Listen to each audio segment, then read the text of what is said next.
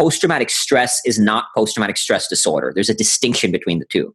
Trauma, suffering, pain can all lead to growth as well. But the problem in the paradigm of the world is that post-traumatic stress or trauma is equated to disorder. Welcome to the Ignited Recovery Podcast, a new way forward for anyone looking for answers but feeling left out.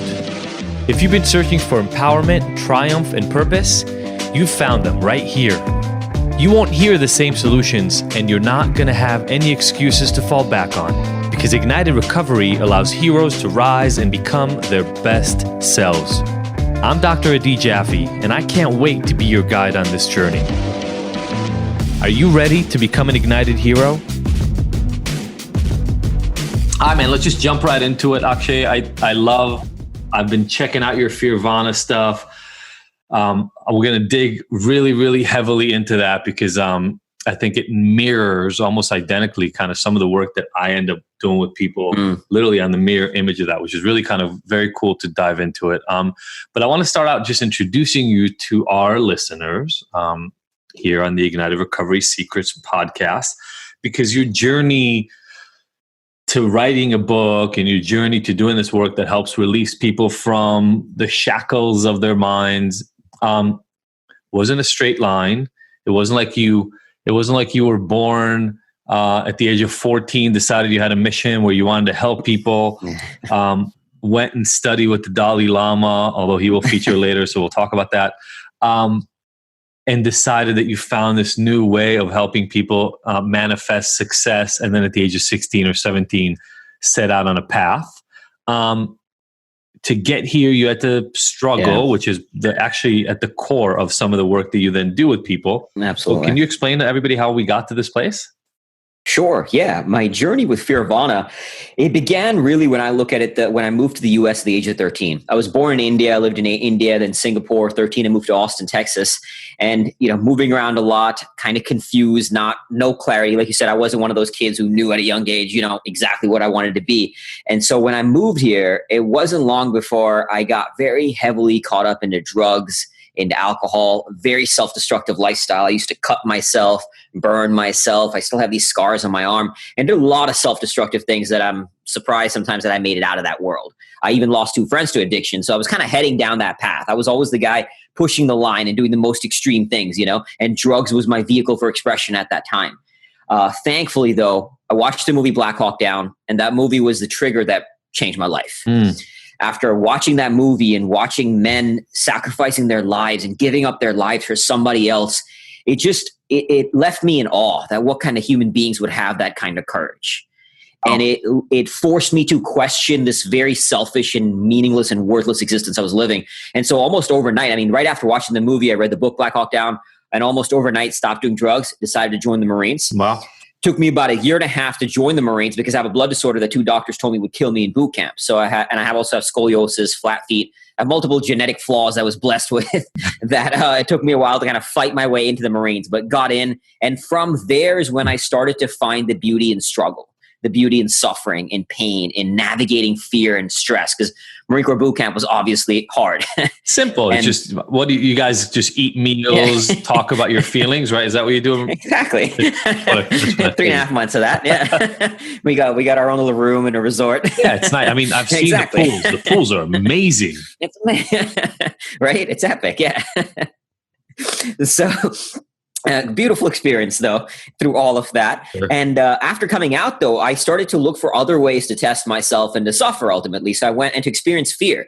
I was terrified of everything, by the way. Like, I wasn't this guy people see it today. Before joining the Marines, I was scared of Ferris wheels, let alone like Ferris wheels, I was scared of everything. Oh, you don't have to, you're looking at me like I'm weirded out by it. I have 3 kids, so I give myself permission for why I have that fear, especially if my kids are there. I'm super scared. I felt like a weird fear of heights around my mid-30s. I didn't have it before, but I developed it. So you get it. Yeah. So you can relate. I was the same way, scared of everything. So I kept challenging myself and exploring those fears. And I went like mountain climbing, rock climbing, skydiving, cave diving, caving. You name it. Nature and outdoor sports became my playground to explore my fears. And then in 2007, I was deployed to Iraq as an infantry non-commissioned officer. where one of my jobs in Iraq was to walk in front of our vehicles looking for bombs, looking for IEDs before they could be used to kill me and my fellow Marines. So once again, dangerous job. You you learn to navigate fear. That does not sound like fun, man. No, it was, I mean, life in Iraq was obviously a stressful environment, but it was something I had been waiting to go into. I signed up for as an infantry Marine for a reason, so. And also I imagine a very mindful experience, right? Like, talk about having to block everything else in the world out and just focus on a piece of metal or a string or anything that seems out of the ordinary so that you don't step on it or the car doesn't drive on it and you blow up. That's why war is a very addictive experience. That's one of the reasons, exactly to your point, is that sharpens the experience. Exactly. You're so present. You don't have to worry about the million other things in quote unquote normal life, right? There's a simplicity to your life. There's a simplicity when all you have to worry about is living and dying. And there's also a beauty to that. We're also living, and also you live for the good of the group, your men and your mission, everything, right? So one day, if you don't feel like going on a mission, great, you go anyway, and there's a tremendous beauty to living, again, separate from the politics of the war, right? Like separate from all the politics. On the ground, you're there serving for your men and the mission. We were there to actually help the people on the ground, again, separate from all the politics. So there's a real beauty to that experience, and that's why when I came back, I struggled. I came back to college and started drinking again. Never really saw it as a problem, college student drinking in weekends, right? Still getting good grades, but partying hard. But coming back it kind of started getting worse and worse. I kept trying to volunteer to go back to Iraq or Afghanistan. I just wanted to go back to war, whichever war. Whichever war I could go to, send me back. Didn't end up finding an opportunity. So what I did was I went to journalism school to try to go back to war as a combat photographer. And I wanted to go back again, one way or the other, to go back to war. I met my then wife, and so that path kind of changed. But soon after that is when I really started getting into, like, the drinking took a toll. I mean, I was at a point in my life that I was drinking a bottle of vodka a day, like just drinking till I pass out, waking up, and for 5-6 days this would go on, until my body just couldn't take it anymore. And one morning after like 5-6 days of this, I woke up and was just about to pick up a knife and slit my wrist. And that was, as you can imagine, rock bottom, right? That was when it was then that I realized something clearly needed to change. You had already met your wife. I was married at the time. You were married. Married at the time. Looking for ways to get back to combat, looking for ways to get that feeling again of being really, really present. Yeah. So after I got married to her, I stopped looking for ways to go back to war, but I was still looking for ways to go into the extremes of the human experience. So 3 months after getting married, I went and skied across Greenland. I dragged a 190-pound sled for 350 miles in minus 40 degrees 1 month on the ice cap. So not war, but an intense, life-threatening environment, Yeah. Just another version. I almost wish we had your wife on this right now. Maybe we'll need to have you and your wife back on the Wednesday episode to talk about what it's like, because there's this, and now I'm getting a clear and clearer sense of the personality behind Fearvana, right? There's a seeking within you for almost like any gaps, any holes that you have inside that you need to plug up.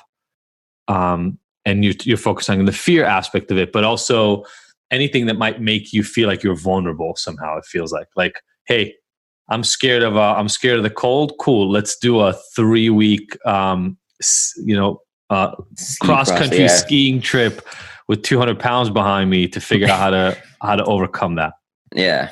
And venturing one step into the other, and because to experience the extremes of the human condition, to experience the extremes not just within but also like externally. And so as a result, I've also I've volunteered in leper colonies, worked in post-conflict zones, worked with people in extreme poverty. To explore the edges of the human condition is very addictive, raw, powerful. And the mundane is hard, So I kept seeking it. I kept looking for it. And the problem was, after Greenland, I basically didn't have money to go do those things. I was married now, so I had to get a normal job for a little while. And so I had a normal job for a little while, and then kind of started my business. But without the simplicity of a hostile world to demand your attention, or you die as a result, the demons started to rise up more and more and more until they hit that breaking point. Got it. Yeah. Okay. And so hit that breaking point, decided to figure out, I'm assuming, a way to beat that when you're kind of coming out of this thing and about to kill yourself. But again, right, up against killing yourself. So there still need to be some extreme circumstance. And what happened after that? Is when, I mean, it wasn't like that was the aha and everything changed. I think a lot of that is not, I still drank after that, I still slipped, but that was the moment that planted the seed that again climbed out of the abyss. So I started delving deep into the research on neuroscience and psychology and spirituality to initially like just to heal myself, right? To understand what's going on. How do I navigate this? And how do I get out of this? And then ultimately it led me into the work I now do with Fearvana too, because of course I'm not the only person who suffered, and to help the world and others who are suffering reframe their suffering, find meaning in the darkness, find value to our demons, and reframe how we approach them. And that's what then eventually led to, once the research and once I started healing myself, I had actually first started to moderate drinking for a little bit. Then I kind of did, but the problem was like certain triggers would hit, and then I would go right back. And finally, I kind of said, you know what? I'm just not good with moderation one bit, clearly. Like, I mean, even not just when it comes to drinking. Like now I'm an ultra runner, for example. So just a few weeks ago, I ran 50 miles around a cul-de-sac during the quarantine. So everything I do, I kind of do to the extreme. And even like my wife, what happened, I ended up then sobering up for a long time. And then a year and a half or 2 years ago now, went through a really challenging divorce. And when that happened, I broke again. And once again, when I break hard, right? So I broke hard. And then I realized something, like there's something more, I need to go deeper. So I went deep within in the most extreme way I could. So I went into a 7-day darkness retreat, spending 7 days in pitch darkness, isolation, and silence to go deep within and to see what shows up. I'm doing a silent retreat for the first time next week. Oh, no way. Awesome. I'm interested in, I'm dipping my toe in because this is one of the ones that allows you to like journal. So, but no talking for 3 days. I've never done that, so I'm excited about it. Oh wow, I'm excited for you. It's a very powerful experience, and that was actually what I was going to do. I didn't know there's like darkness retreat was a thing, but in my research of while like looking at silent retreats, because those are more common, right? The Vipassanas, the silent retreats. I stumbled into darkness retreat, and again, me being the person who explores the extremes, I was immediately sold on the idea of the darkness and went there for 7 days. So I love that, and I want to understand more of what that experience was like. I want to point out some things that go along with the way that I talk about things around addiction, and then explore that a little bit more deeply. Because I always tell people, look, stop focusing on quitting. Focusing on quitting is not the thing to do, because you're missing the point. You're pretending that alcohol is really your problem. Your problem is you hate your fucking life.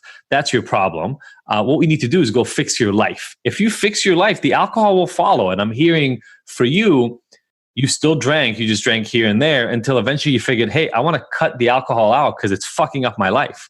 And it wasn't that the alcohol was the problem. It's just it was not allowing you to show up fully for your life. And you made a very important realization here that I think so many of the listeners need to pay attention to, and probably the people in my programs online as well. When you fuck up, use it as an indicator. When you if you end up drinking and you plan on not drinking, stop beating yourself up. Pay attention to why. What happened, right? So, that's a signal. Life, your brain, the world is always sending you signals that make you just hold a mirror up to your face and say, hey, this is going on. You can not look at it, and then we'll keep playing the cycle through, or you can look at it.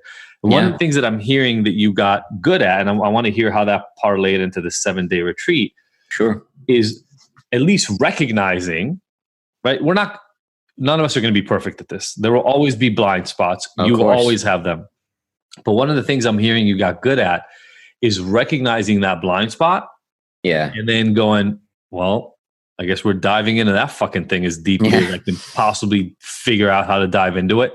And I was thinking about the 7-day darkness retreat, but even some of these other elements, like, you can die trying to ski across Greenland, right? Like, there was a British explorer who died. You can, I don't know about, you can't die going to a 7-day retreat, but you can quit. You can lose your shit. You can have a panic. You can have panic attacks. Places, you can have very, very dark experiences from these sorts of things. How do you, having done these many, many times, how do you prepare? How do you get yourself to that place where you feel ready to go, all right, I've done everything I can do to prepare. Now we just got to dive in. I think you kind of got to work your way up the ladder of risk in every context, right? Whether it be risk of life, risk of risking your sanity, risking anything. Like I said, I was not always somebody who did these things that I do now. I was terrified of Ferris wheels, but even in the darkness retreat. So when I went in there, like for example, in the darkness retreat, the lady who runs it said that they have different ways that they do it. One of the options is that 1 hour a day, a counselor will come in and you kind of talk through some of the stuff that shows up. Another option is that you will go out with the group and do either group meditations or group therapy kind of things. And you're still wearing a mask, so you're still in darkness, but you're kind of doing that interaction. She said that it's rare that somebody will immediately their first time go completely solo and isolated, right? And I obviously chose the solo option. I wanted to go deep within and the most extreme way. But I was ready to go to those spaces because by that point I had confronted a lot of the darkness within. Like I had navigated my survivor's guilt from the war. I lost a very close friend and brother in the war, and I had avoided it for a long time. That's one of the reasons why I was drinking. Like I felt like I didn't deserve to be alive. I didn't deserve to be. I came back from the war. Survivor's guilt, yeah. Yeah, I came back from the war. Why did I deserve that? I didn't get shot. I didn't lose a limb, and I didn't. So but I didn't confront it. So everything I could do to run away from it. I mean, when I came back, I stopped watching war movies. Because that would send me into the darkness. But I remember when that TV show Pacific came out, like the HBO miniseries, The Pacific, about Marines in the Pacific Theater in World War II. I had to, quote unquote, watch it because I was a Marine. But every single episode, I would down myself with, like, I would drink to black out and pass out every single time. You bring up the concept of triggers, and I just want to bring that up for people to kind of talk about it for at least a second. Yeah. Triggers, you studied neuroscience, so this might have come across for you, but a lot of people try to avoid their triggers. The unfortunate thing is that the way your brain works, avoiding your trigger doesn't change anything about it.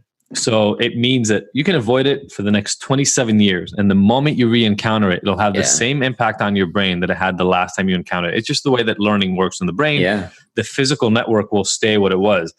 So the only way to combat those triggers is actually to re-expose yourself and change the result. Yeah. So I remember, because I had the same thing. I used to be a meth addict. And so Breaking Bad showed up and everybody was like, oh, you should watch this show. And I couldn't, because initially when it came out, I would go watch it. And not only did Jesse look exactly like a guy who used to sell for me, who was literally called Jason too. So it was like too many similarities. I felt like I was literally watching my old life, and I got really, really triggered and really anxious from it. So I put it away. And then I remember years later, I kind of made myself watch the first season. And by 13, 14 episodes in, because the season has about 13 episodes in it. Yeah. It just wasn't that big a deal anymore. But like what I'm hearing from you about these experiences, your first extreme experience, well, not as extreme as a 7-day darkness and silence retreat, but it was something you could handle. Yeah. And you made it through that. And then you went, oh, okay, I can handle that. Then the next and the next and the next. Do you remember the first one? What was the first thing you ever did that was extreme in that way, where you worked to the scariest thing, first off, it was kind of when I went bungee jumping when I was about 13 years old in New Zealand. Again, before this, scared of everything. And I still remember I was terrified of going, but I can't remember why specifically, but something in me at that point said I need to kind of face this. And I jumped, jumped off, terrified of taking the leap, but did it. And then, again, went into drugs after that and all that kind of stuff. But even with drugs, I mean, me and one other guy were the first two in our group to start going from alcohol and marijuana into some harder stuff.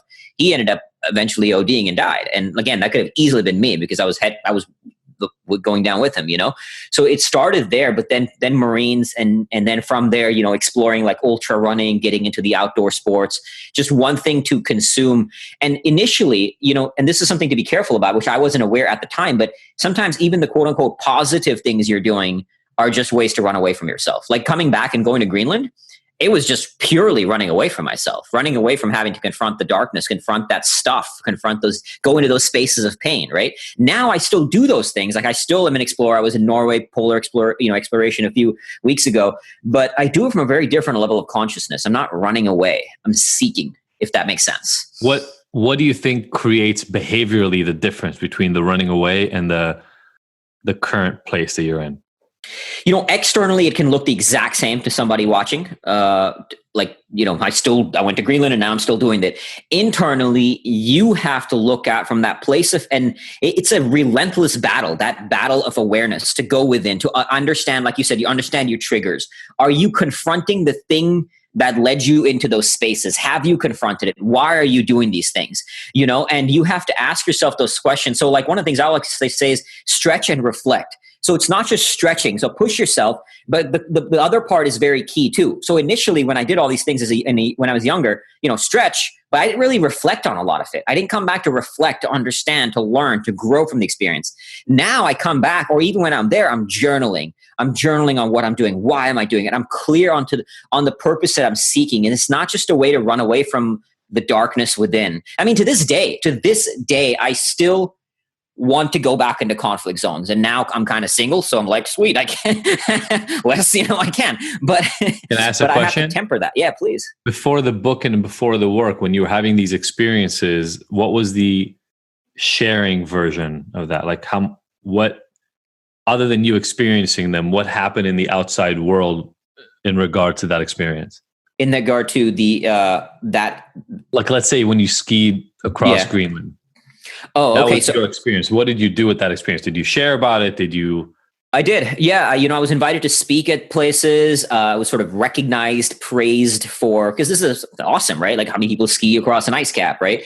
Marine veterans skiing across ice caps, kind of thing. So I spoke at Verizon here in Jersey, the headquarters here, about my expedition, and was kind of praised for it. But I still remember in Greenland, like it was one day we were skiing, because you ski for about 12 hours a day and in about 12 shifts. One shift, while skiing, because you're just skiing this empty white nothingness, and there's a monotony. You have to force your mind. I remember just tearing up, like randomly, I just started tearing up thinking about my friend who died in the war, out of nowhere. It just kind of hit me while I was out there. But I didn't really process it too much when I came back and all that kind of stuff. And only years later, after sitting with the Survivors Guild, engaging all of that, all of my feelings of unworthiness of being alive, and recognizing that, that post-traumatic stress is not post-traumatic stress disorder. There's a distinction between the two. Trauma, suffering, pain can all lead to growth as well. But the problem in the paradigm of the world is that post-traumatic stress or trauma is equated to disorder. The paradigm is that if you go to war, you're going to come back fucked in the head. Like that's just how it is. Instead of saying war equals growth or trauma equals growth. I think too quickly we jump to disorders in general anyway. 100%. Across all 100%, disorders. Yeah. Post-traumatic growth is a real thing. It's actually, exactly. that's what defines resilience, right? So two sides of the same coin. I exactly. totally agree. Because as I'm listening to you, and maybe this can be the next part, because it's a big part of my work, and I'm wondering what it's like for you. Do you feel like one of the things that has made the difference between the initial version of you pushing boundaries and this one is the service and the contribution that is built into what you do now? Very much so too. Yeah, great point. And very much so now everything is channeled so that same thing that drove in the Marines, living for somebody else. It gives your life greater meaning and greater purpose when you're using. You have to, and to your point earlier, right? You don't just stop drinking. You have to channel that into something. If you stop, there's a void. And that void, if you're not careful, and I mean, some of my friends who've died from addiction, they stopped, went to rehab, came out, nothing to fill that void, went back to it, and unfortunately, they OD'd and they died. And so that void had to be filled with something. And when you devote your life to something more meaningful than yourself, it gives you a reason to wake up. It gives you purpose. Yeah. So today when I get messages from readers knowing, because I still hit dark, I don't drink anymore, but I still hit low moments. I'm a human being, right? Like, so and like any human being, I hit low moments. And knowing that this work is serving people, it's making a difference. It gives me a means to keep rising and keep staying into the fight because it matters. Yeah. No, I totally agree with that. I think it's just a point a lot of us miss sometimes. I was talking in a podcast about the fact that my wife and I have pushed boundaries to this day. So I'm not sober. We actually experiment with MDMA and mushrooms and things of that nature. But yeah, somebody left a comment. They're like, "Oh, pushing boundaries. That sounds like old addict behavior." I was like, the reason it was problematic before was because I was pushing boundaries for fully selfish reasons and or to escape discomfort. And that's something I have to pay attention to on a regular basis now, that I'm not escaping. So I'll actually tell my wife regularly, like, I don't want to do any of those drugs. I don't want to do MDMA. If we're not in a good place, and what I'm trying to do is just kind of cover that up. The pain. Yeah.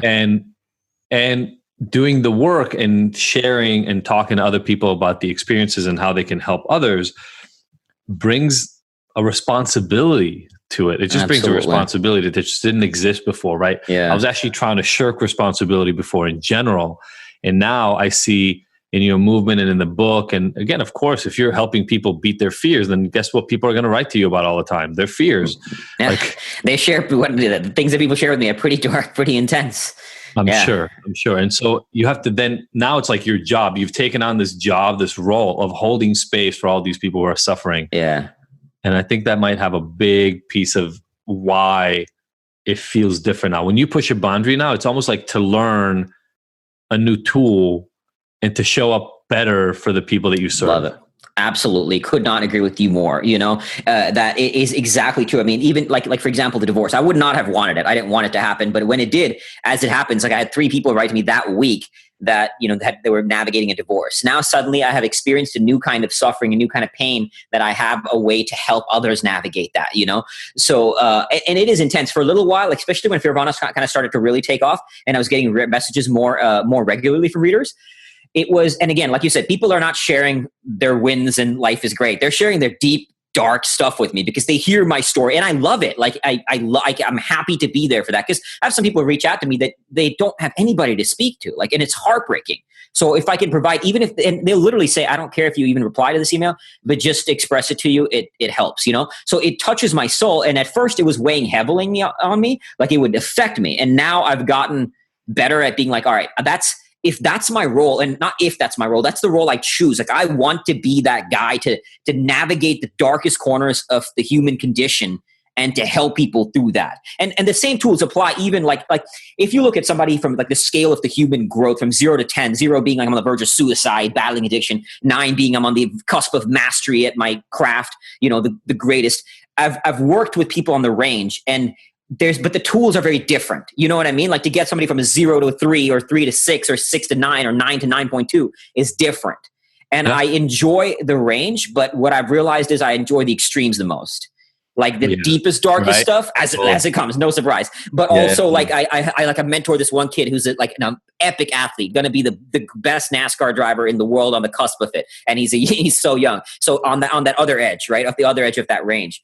But I love navigating that extremes as intense as it is. But there's the rawness to the human experience that you can't experience in the middle ground of life, And so, and to your point though, even like when you mentioned, somebody said that, are you just replacing sort of one addiction with the other? I get that a lot.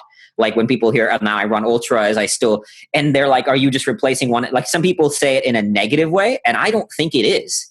Again, because I'm doing it with consciousness, with purpose, with intention, with the tool as a vehicle for service. And I think it's beautiful to be obsessed about something. Obsession is not negative.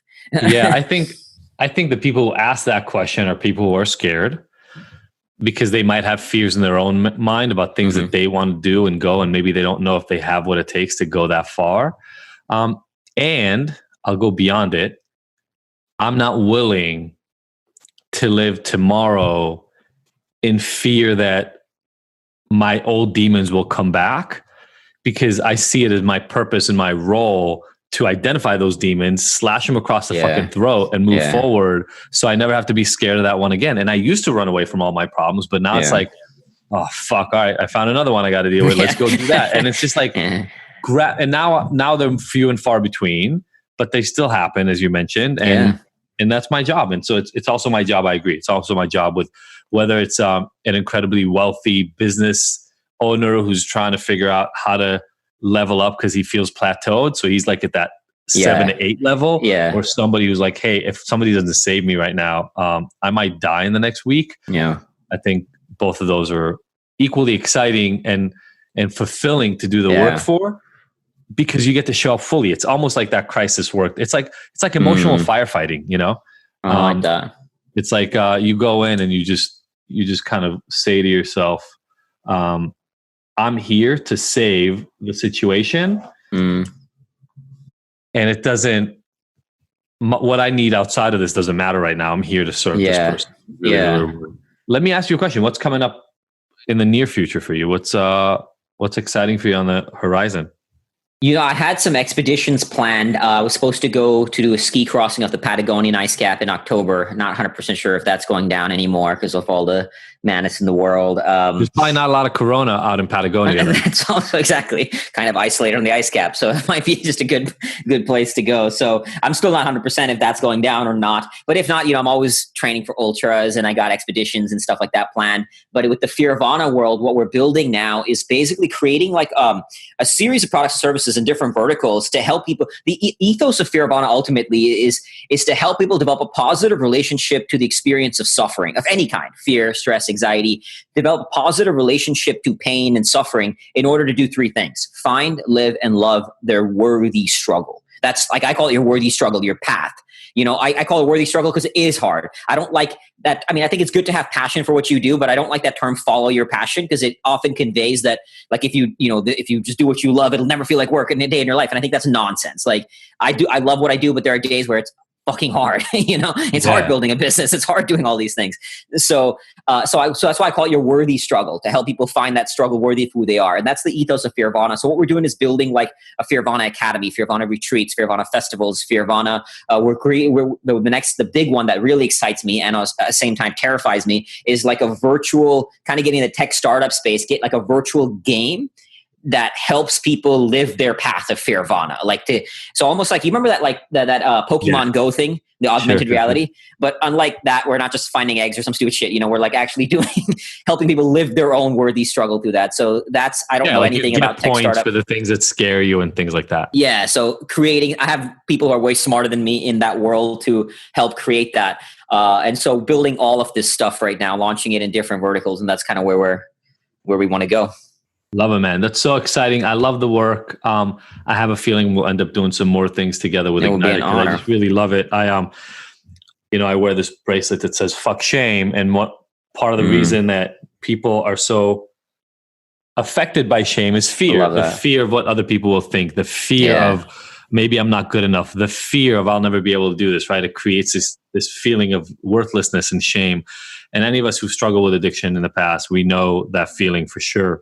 Yeah. And I love this. To me, is a channel of saying fuck shame. Like, hey, I'm scared. I'm scared of heights. Let's jump off a fucking building, right? Like, fuck shame. Yeah. Idea. I really, really love it. Thank you so much. We'll have links to all your stuff. I can't wait to read the book. And thank you. And we will share it with all of our people. Thank you so much for coming here. It's been an honor. And for the rest of you, have an awesome weekend, and we'll see you next week. Thank you for tuning in to the Ignited Heroes Recovery Podcast. I really hope you found the information here useful, and that we'll see you back here next week. And look, I want to make sure that this podcast is the most useful it can be for you, so please let me know by emailing info@ignited.com if there are any specific topics or questions you'd like to have addressed. As usual, if you like this episode, I would love for you to leave us a 5-star review and rating. Thanks, and see you next week.